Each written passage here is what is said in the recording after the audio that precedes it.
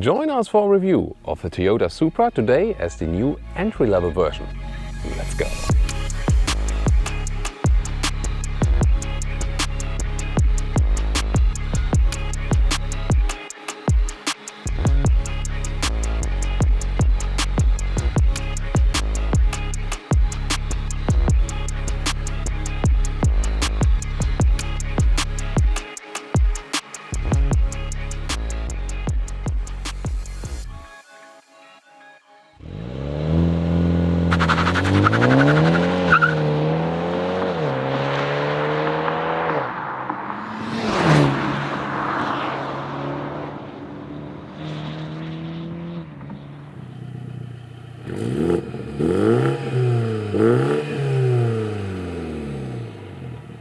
Here in the front, the Toyota Supra, you see this very round shape that's different to the BMW Z4.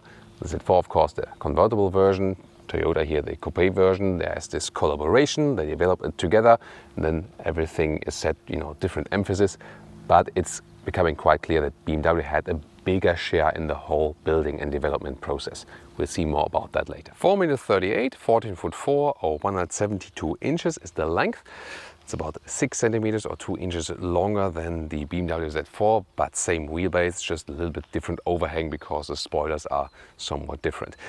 Interesting is here that the 4-cylinder Toyota Supra comes with 18-inch wheels. We see these here at the moment, and the 6-cylinder comes with 19-inch wheels, and this is of course better here for the riding comfort.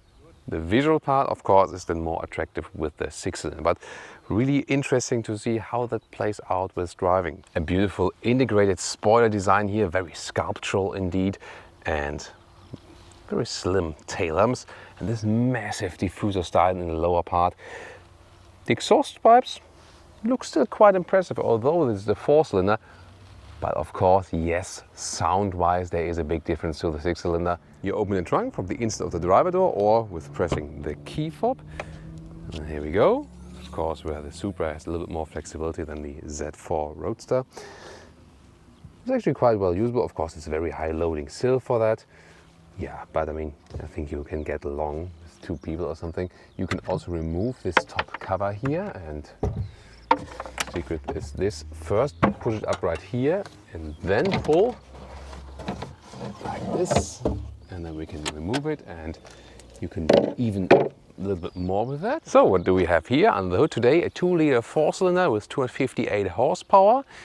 5.2 seconds is the acceleration figure to 100 kilometers or 62 miles an hour. And the alternative would be the 3-liter inline 6-cylinder with 340 horsepower. It's then 4.3 seconds in the acceleration figure, so about a second faster.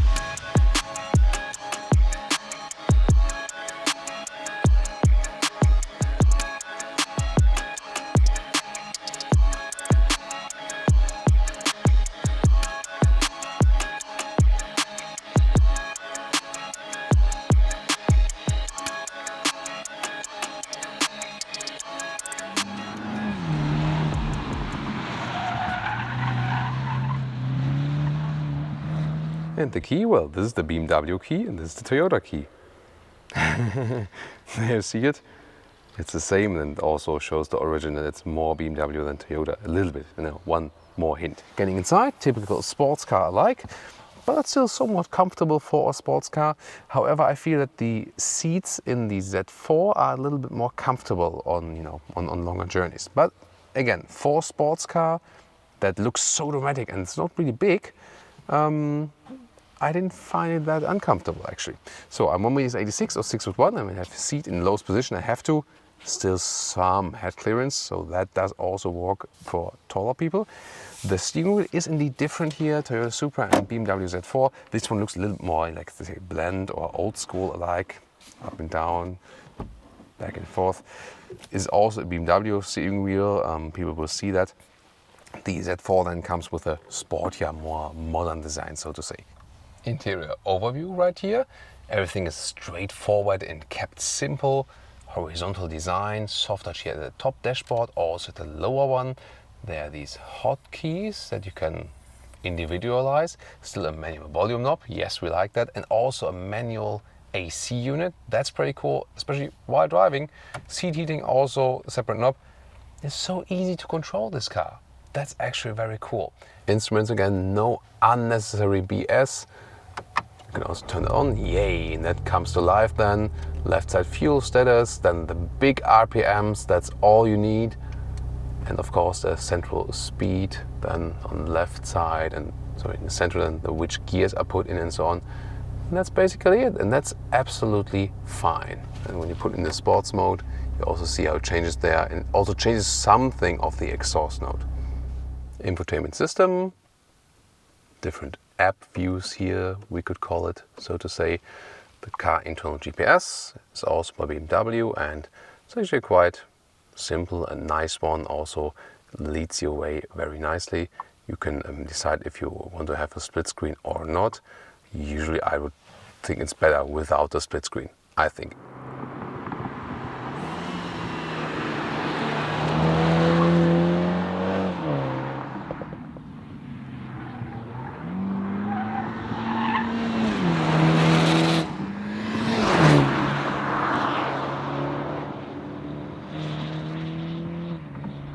Welcome to Thomas's active driving lounge here.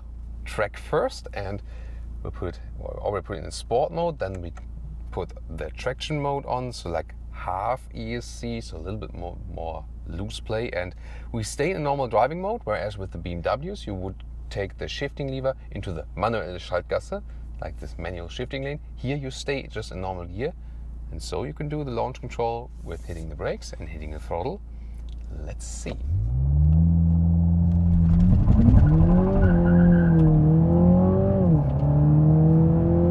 Well, that is exactly 100 kilometers. Wow, that was exactly the right amount we needed right here to get this thing going. And if someone had a doubt about if the 4-cylinder is enough, I think this acceleration shows, well, power-wise it is actually enough. Yes, we don't have so much sound, but a little bit less weight on the front axle, that makes the car really, you know, a little bit more balanced, a little bit more neutral in this whole feeling. So it's actually pretty cool. Also good noise insulation here at higher speeds, so can't complain about that. And we have a nice little track here just for us.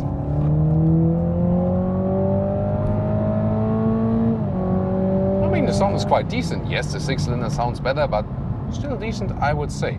Very good neutral handling here also with the steering. So very good feeling when I'm going in some slalom here. Look how direct the commands are. Really cool. There's no dead zone area from the steering, and a very, very good feeling in the steering wheel. Again, this Toyota then profits from the BMW experience as for the natural steering feeling. Really well done. And the Supra itself, if you compare it to the Z4, the Supra is a sportier, more aggressive. The stability control is more drawn back, so to say. So let me tell you more about the differences there. When I'm in the normal traction mode, you know, and have the sports mode deactivated, everything is rather silent. You can drive that, you know, rather on the road and so on, but it's still sporty. Throttle input not as crisp. Then put in the sports mode. Then the gears are turned up higher.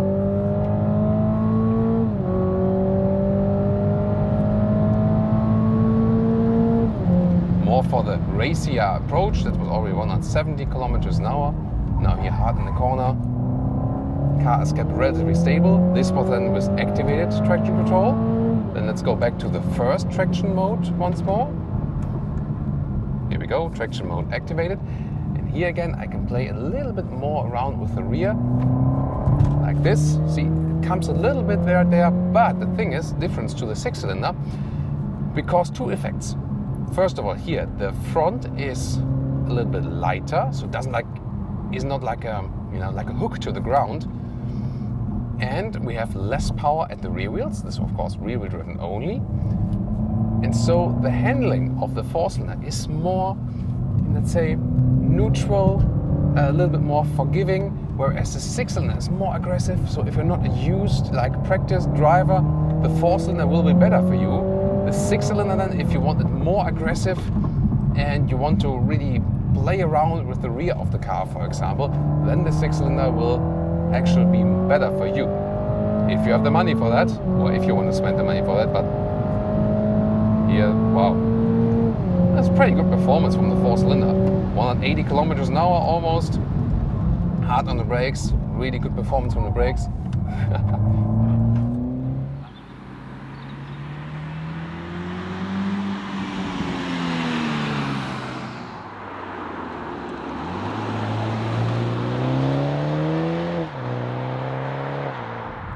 And now to the street driving lounge.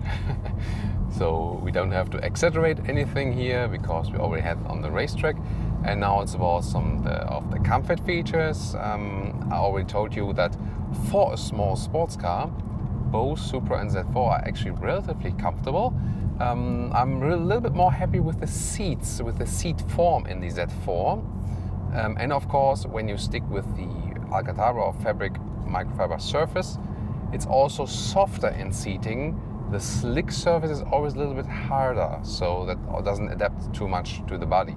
Also, the Supra seats are smaller, slimmer, so if you're taller, the Z4 seats will also be better. Critical is here also suspension choice and wheel choices, because a base Supra can also be bought with a normal suspension, same with the Z4, and you can also optionally get an adaptive suspension.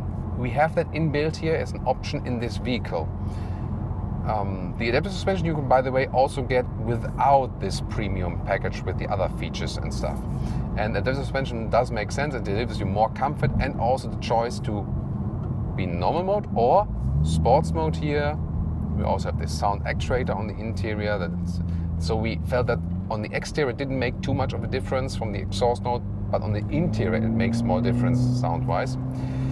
Here in the sports mode, and also the suspension is being stiffened up, so that delivers you a more sportier experience. But usually when you want to drive more relaxing also, then you would leave it out. And the suspension is really surprisingly comfortable for a sports car. It's, you know, this one again comes from BMW, whereas Toyota did their own setups, but especially as for the stability controls. So the stability control systems with Toyota are a little bit more loose here in the Supra than in the BMW.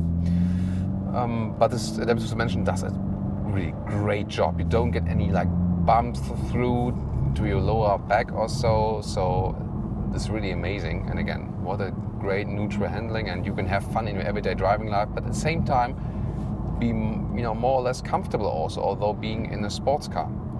So that's really, really, really cool. Fuel economy at best could be something, you know, close, like, you know, 8 something liters, 7 to 8 liters minimum. That's about in the 30 mpg regions or 40 mpg regions UK, a little bit less than 40 mpg UK. That's at best motorway cruise control. The more you punish the car, well, punish? No. The more you challenge the car, the more it will change, of course.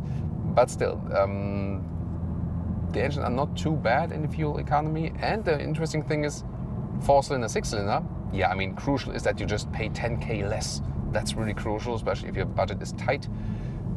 But as for the fuel economy, it doesn't make too much of a difference, because the 4-cylinder, you turn it up higher in the RPMs, and this BMW 3-liter inline 6-cylinder is a very efficient, bigger engine. So it's not necessarily more fuel consuming than the higher tuned 4-cylinder engine. That's also a very interesting aspect.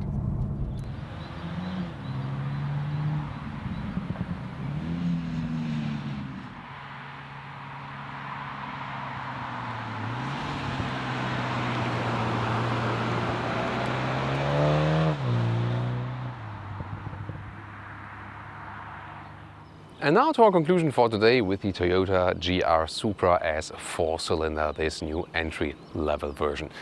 Well, first of all, exterior styling. I mean, it looks very aggressive, but has a lot of round shapes definitely.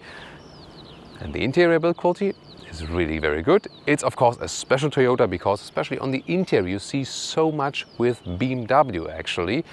And if you have smaller screens, And in the Z4, well, I think you can definitely live with that. I think the seats in the Z4 are a little bit more comfortable. That would be a big advantage. Then again, the base seats here offer the better fabric microfiber surface here.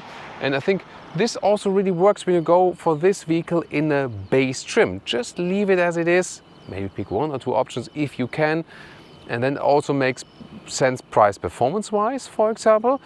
And the 4-cylinder also makes sense. You can have as much fun as possible also with the 4-cylinder. It has really enough power. We've shown it on the racetrack.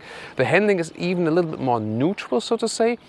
A little bit lighter front axle, not so much power on the rear. That balances out the car a little bit better, especially if that's maybe your first sports car or something. That's more clever then. The 6-cylinder would be then, if you don't care about the 10K extra price, if you really want this more boosting sound, if you want more power, and you either want the possibility to have it more extreme with the rear going out, or say, you know, I like this sonorous feeling of the, you know, higher displacement, more cylinders, and I tend to drive it in a calm way as well, and don't want to push the RPMs so much as we do here in this, you know, more high revving 4-cylinder. You know, this could be the arguments actually. Z4 or Supra, of course, it's more about soft top or hard top. The Supra from the ESC settings is a little bit more loose, so a little bit more aggressive overall. And what I also found quite cool is driving with the 18-inch wheels here today. Together with the adaptive suspension, this is actually the most comfortable setup you can find. So, a lot of different interesting aspects here today. Please tune into the other episodes. We've linked in the video description and in the pinned comment. Leave us your comments here, Supra or Z4, here the 4-cylinder or the 6-cylinder. Which one would you go for? Tell us and see you next time.